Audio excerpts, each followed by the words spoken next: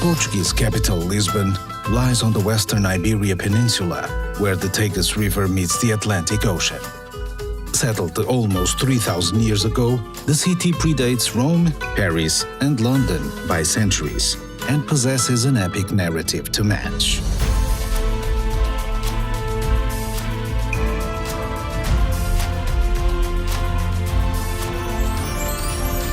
From its early days as a Phoenician outpost to its expansion into a 16th century trading giant, from the Great Earthquake of 1755 to its glorious reconstruction, Lisbon has long been a city of shifting fortunes. For much of the 20th century, the city floundered, but the winds of fate have again shifted in Lisbon's favor. No longer a place of faded glory, 21st century Lisbon is again a place of possibilities. This is a city whose journey has forever been tied to the sea.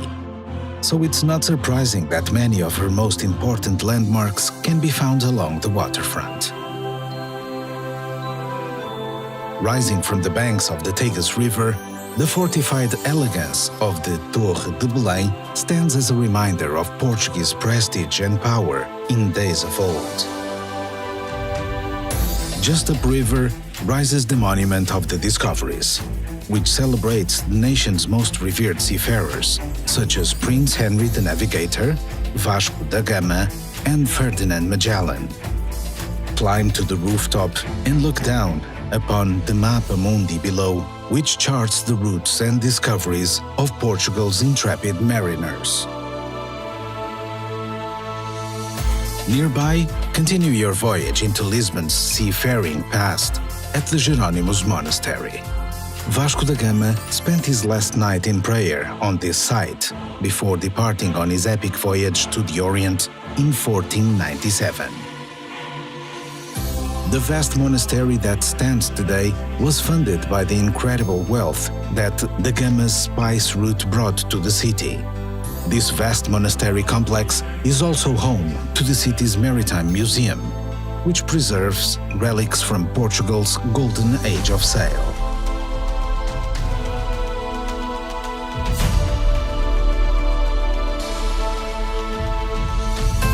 In the early 1800s, Portugal's rulers forced the resident monks to vacate their beloved monastery.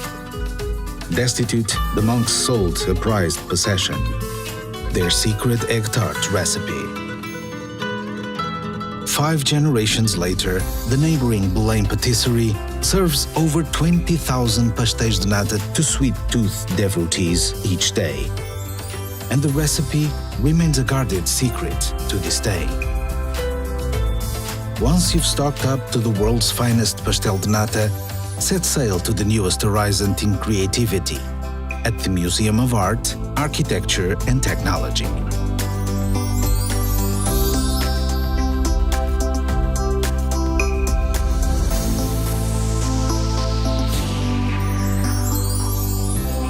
Further upriver, the Portuguese love of the sea continues at the city's acclaimed Oceanário, where hundreds of species glide by in a celebration of a global ocean.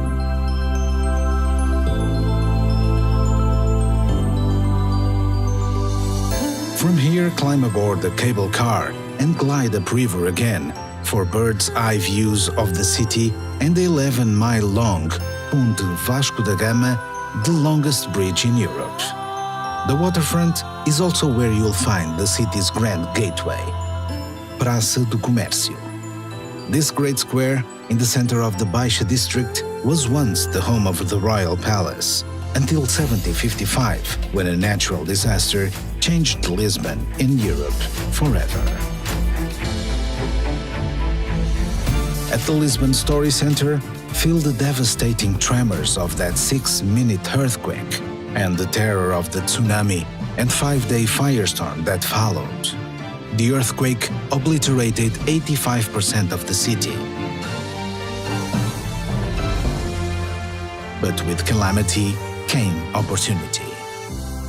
Within a year, the rebuilding of Lisbon was well underway.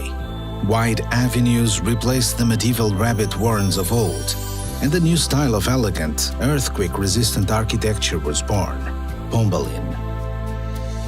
The earthquake also shook the city free from the religious dogma of old, and from its cracks came the fresh new shoots of the Enlightenment. Pass beneath the triumphal arch, crowned with a figure of glory, valor, and genius, a tribute to the city's swift reconstruction. Then, simply drift down Rua Augusta and into another of Lisbon's great squares, de Rossio. If Praça do Comércio is the city's gateway, de Rossio is its heart. Since the Middle Ages, Lisbon's citizens have gathered here for pool fighting and celebrations. Today, it's the perfect place to relax by the cool of its fountains and on the waves of its patterned pavement. Lisbon belongs to that club of great cities, which are defined by 7 hills. So, wherever you roam, eventually you will find yourself going up to take in the views. Luckily, Lisboetas have come up with some innovative solutions to save their legs on hot summer days. From the lower town, ride the Elevador de Santa Justa to the Bairro Alto district. Here, you will find the Convento do Carmo, whose unrestored arches bear testament to the devastation which befell the city in 1755.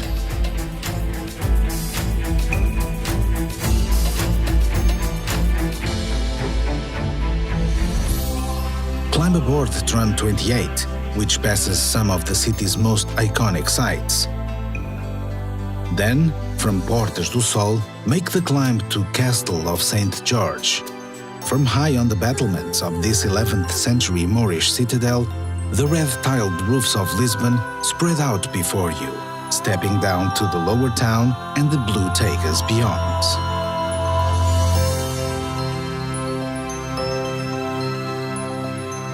You'll find trams rattling all over Lisbon, but the most beloved of all is Glória, which runs between the lower town and Miradouro de São Pedro de Alcântara, the perfect place to watch the city light up with someone special.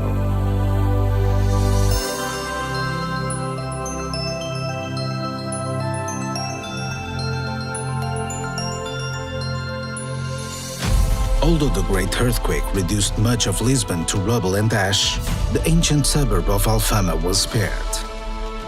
Lose yourself amid the ancient cobblestones and steps, where cafes, bars, and artisan shops have taken residence in the dock workers' homes of old. Yet, the area still retains its village atmosphere, especially during the midsummer festivals, when over 50 street parties pop up all over the city.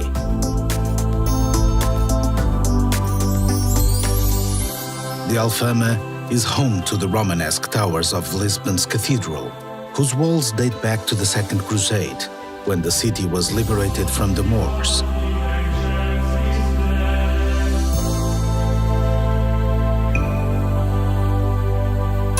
If the stones of Alfama could sing, then surely it would be the bittersweet lament of the Fado. At the Fado Museum, discover the traditional song of Portugal, which originated in the bars and laneways of the Alfama. Then, as the sun gets low, join locals in a Fado bar and listen as professional and up-and-coming fadistas sing the heart-rending stories of the working class and the sea.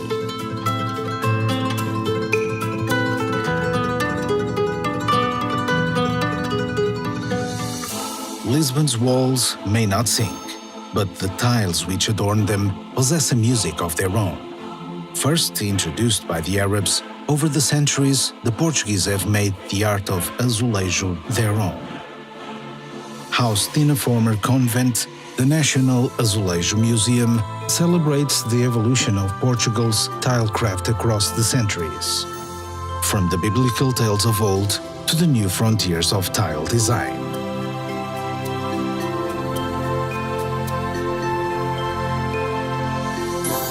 You'll find azulejo at every turn in Lisbon, from the practical to the purely decorative. But to see the Sistine Chapel of tiles, head to the city's north, to Fronteira Palace.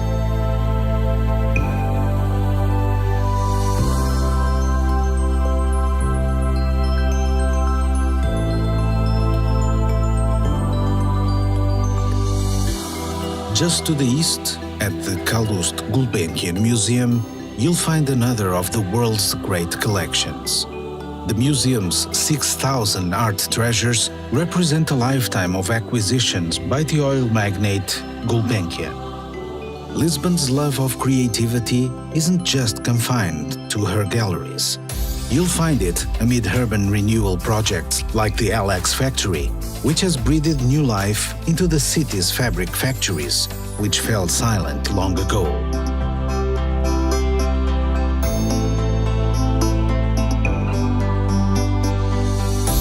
You'll find creativity on the communal tables of the Mercado da Ribeira, where some of the city's most innovative chefs and brewers reinterpret age-old traditions.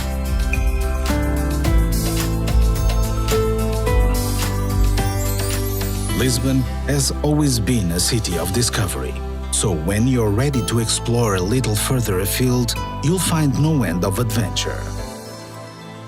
Less than 20 miles west of the city is Cascais, an ancient fishing village that was woken from its slumber when Lisbon's nobility discovered its golden bays in the late 1800s.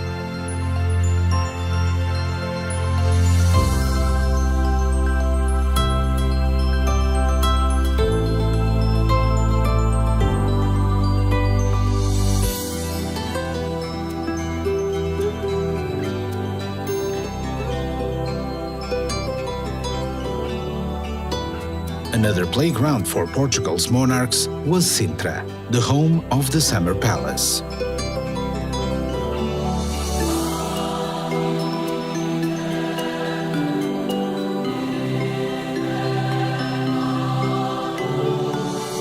A half-hour drive to the northwest of Lisbon, Sintra is more than a weekend destination.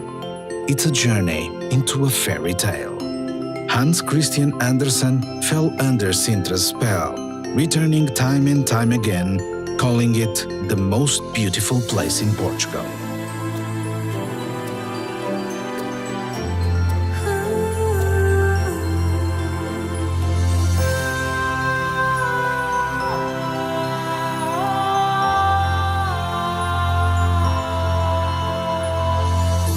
From Sintra, it's just a short drive to the incredible coastline of the Sintra-Cascais Natural Park. Spend a few days exploring some of Europe's most beautiful beaches, such as Praia das Maçãs, named after the apples which floated downriver from the nearby orchards and washed up upon its sands. From here, venture southward and explore the remote beaches of Adraga and Ursa, where the Atlantic waves have carved a dramatic coastline straight from Homer's Odyssey.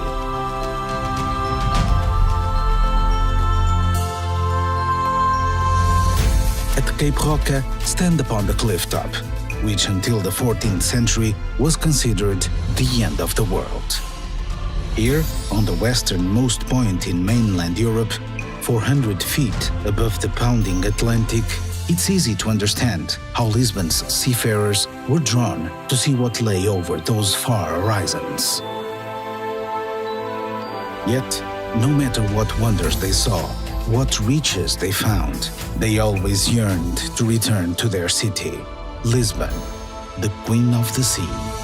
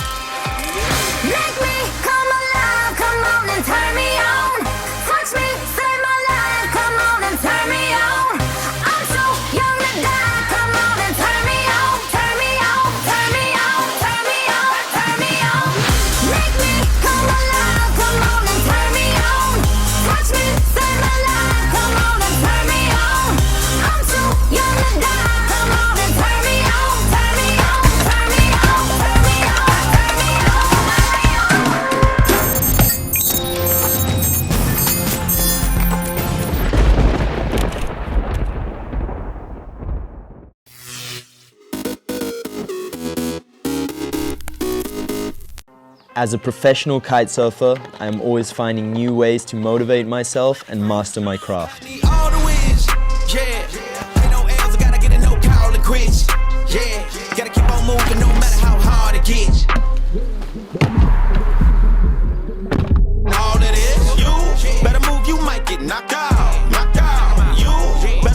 To perform at the highest level, being in the right state of mind before getting out on the water is extremely important.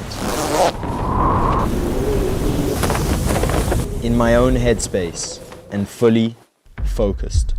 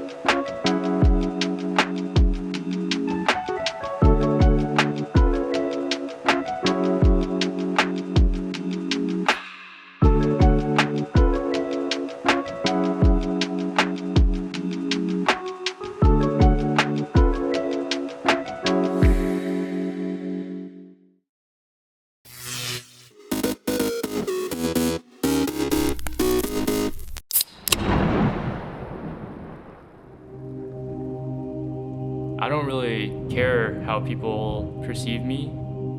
If I had listened to what everyone said, I wouldn't be playing CS to begin with. I mean, there have been times where early in my career, when we would lose on land, I would feel so embarrassed. Mathematics in a difficult road for the side, but I would think to myself, like, I never want to lose again. the community or the casters, they like assign a role to you or a play style to you, and there's this narrative that kind of controls your career. And I felt like I was kind of stuck in a narrative that wasn't really me, you know? Like the people who have played with me and been in a match server with me on LAN are probably the only people that really know me. I just like having a way to express myself. CS has always been the only way that I've ever really felt like I was being myself. When there's a lot of stress and a lot of pressure, I feel like that's when you really show who you are. Don't listen to what other people say and just find your way to do whatever you want to do.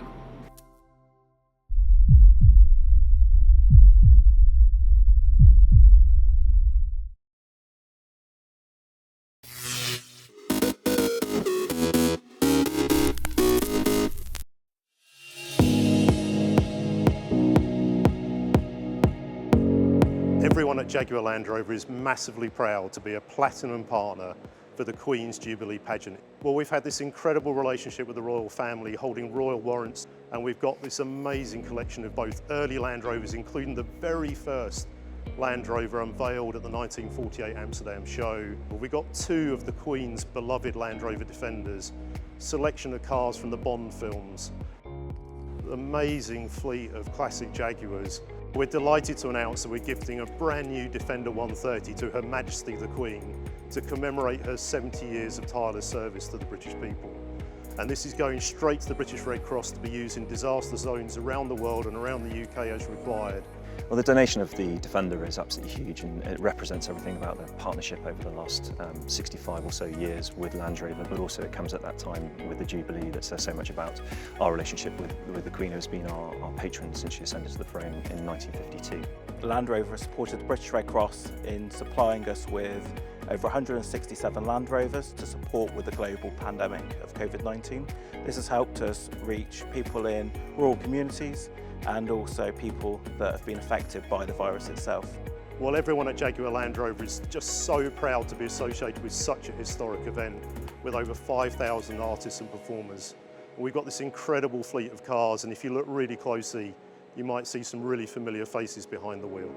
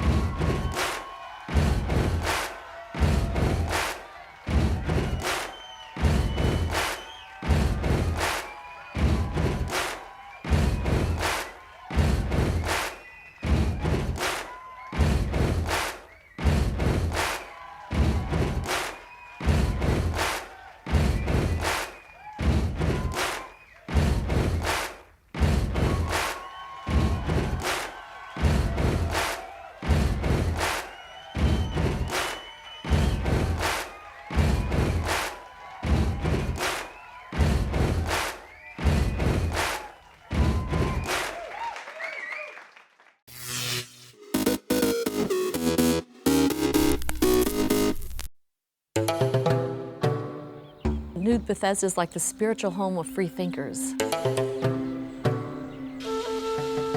It's a sort of vast landscape that's almost biblical in magnitude. The harshness of it makes you a much more thoughtful and spiritual person. It's almost an oasis for people who are innovative in their thinking. Because to survive on such a land means you have to be stronger. You have to look for answers in non-traditional ways. This seems to be a place that is a magnet for people who want to express themselves, and makes it a visually interesting place to be as a photographer. To my friends in America, if they wanted to find an area that was quirky, warm, creative, and in the middle of a fantastic land, I would say come to New Bethesda, because that's where they would find it all together in one small, wonderful place.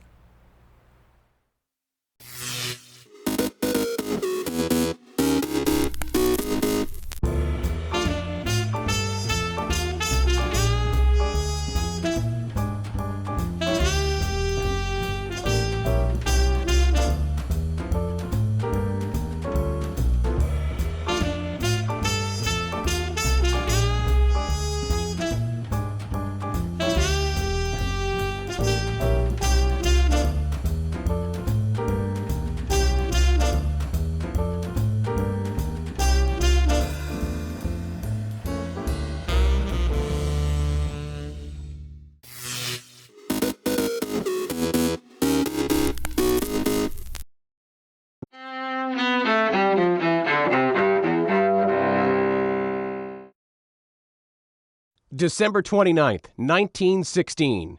Noblemen in Russia murder Gregory Rasputin, a monk with powerful influence over the country's royal family. But Rasputin proves hard to kill. First, he's poisoned, then shot twice before he finally dies from drowning after being thrown into an icy river.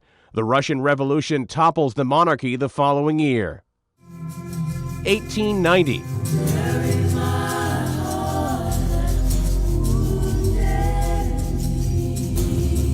In South Dakota, the Wounded Knee Massacre takes place as some 300 Sioux Indians are killed by U.S. troops sent to disarm them.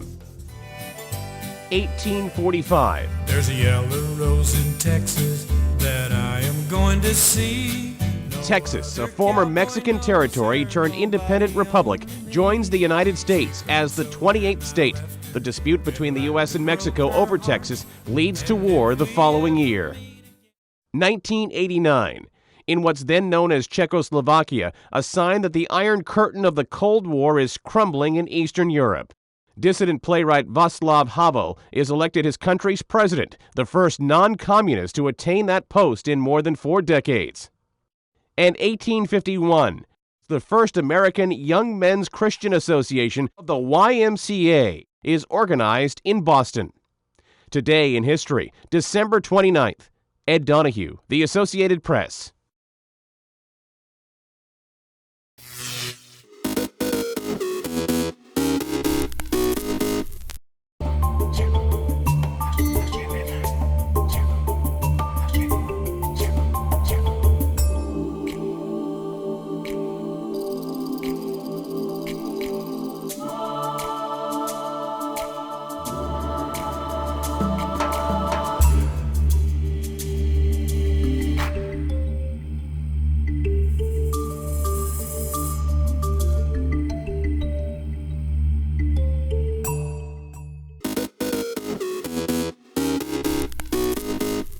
Welcome back in our studio, and in today's news,